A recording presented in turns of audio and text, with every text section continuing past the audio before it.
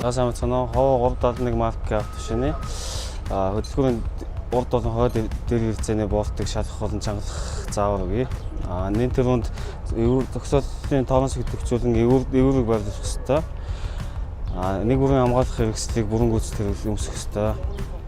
За ингээд хөдөлгөөний урд дээр хэрэгцээнд тухны хоёр талд лавт юуны дээр хэрэгцээ байрласан байгаа. Доотлолтой 17-гийн 2 болт байгаа. Хатад сайн шалгаж чангалж үзнэ.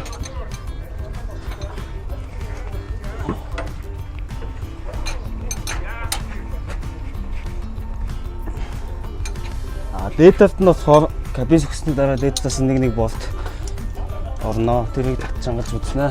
Хойд талд нь болохоор гожокны 2 талаар доотлолтой 2, дээрээ 1 болт байгаа.